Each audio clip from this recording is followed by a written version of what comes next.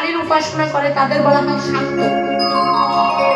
অর্থাৎ যারা শক্তির আরাধনা করে তাদের বলে শাক্ত, যারা শিবের আরাধনা করে তাদের বলে শৈব, আর যারা বিষ্ণু উপাসনা করে তাদের বলা হয় বৈষ্ণব। এই জগৎ জুড়ে বাবা শাক্ত আর বৈষ্ণবের মধ্যে মারামারি, ফাটাফাটি, হানাহানি। শাক্ত বলে আমি বড়, বৈষ্ণব বলে আমি বড়। কিন্তু মা বলুন তো মা, আমরা আগে শাক্ত না আমরা আগে বৈষ্ণব? মা শাক্ত মানে মা গো। তাহলে যদি আমরা শক্তি গর্ভে না আসি, আমার জন্য শাক্ত বৈষ্ণবের মধ্যে মারামারি, হানাহানি।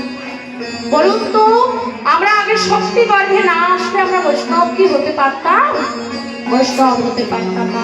মা বৈষ্ণবী, আগে মাতৃ জঠরে এসেছি। হরি বল হরি বল। মা আমাদের গর্ভ দিয়েছে। অনেকে বলে বাবা আমেরিকাতে একটা সভা হয়েছিল, যিনি বাবা মায়ের ছেলে আমার বিবেকানন্দ গিয়েছিলেন। ওনাকে ওখানে একজন মহিলা প্রশ্ন করলো, আপনি যে এত আপনার সনাতন ধর্মকে নিয়ে কথা বলছেন, আপনার ধর্মে মেয়ে ছেলেকে ন্যাংটো পূজা করা হয়। ভগবান আমার ন্যাংটো রূপে এসেছিল, মা আমার দিগম্বর হয়ে এসেছিল। আমার বিবেকানন্দ উত্তর দিলেন, আচ্ছা বলুন তো মা হলো শক্তি, সেই শক্তিকে কি কখনো ধরে রাখা যায়? কোন শক্তিকে কি আপনি কখনো ধরে রাখতে পারবেন? তাই মাকে তো আমরা শক্তি রূপে পূজা করি, মাকে তো ধরে রাখা যায় না, মাকে তো প্রকাশ্যে উড়িয়ে দিতে হয়। মা হলো বিশ্ব ব্রহ্মাণ্ড। মা কাপড় পরবে কেন?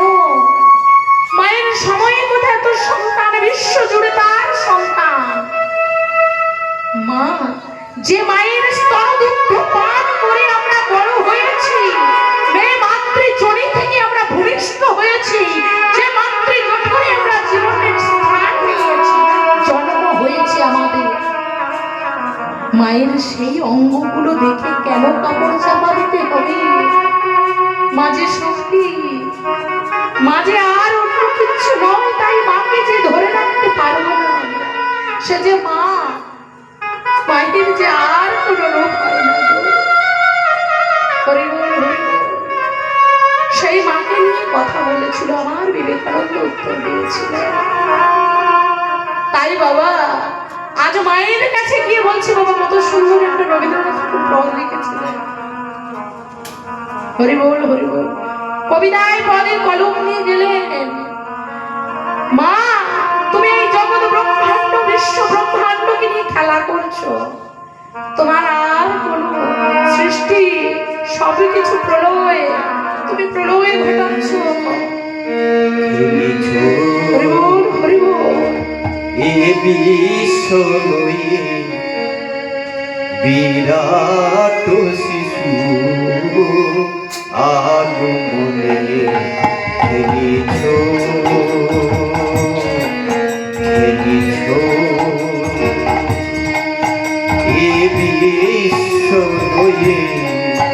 বিরাট শিশু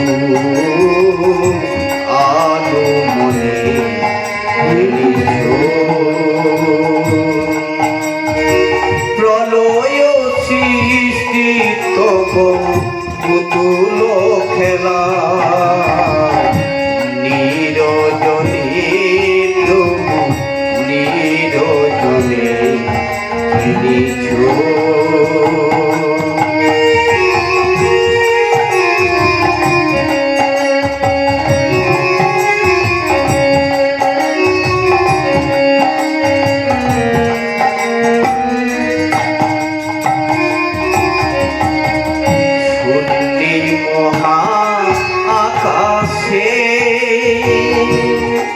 তুমি মগ্ন নীলা বিলাসে, শূন্যে মহা আকাশে তুমি মগ্ন নীলা বিলাসে, হাসিছ খেলিছ তুমি আপন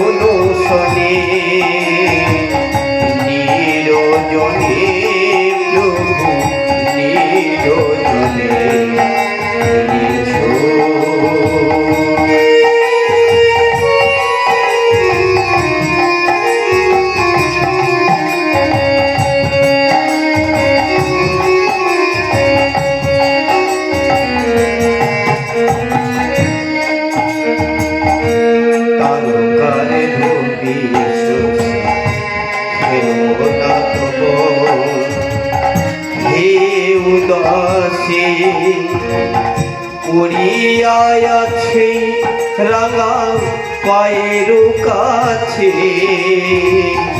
রাশি রাশি নিত্য তুমি হে উদাস সুখে দুঃখে অবিকার নিত্য তুমি হে উদাস সুখে দুঃখে অবিকার ভাঙিছ করিছ নিতে ক্ষণে ক্ষণে নিরজনে প্রভু নিরজনে এ বিশ্বদয়ে বিরাট শিশু আগমনে এ বিশ্বদয়ে বিরাট শিশু আগমনে খেলিছ।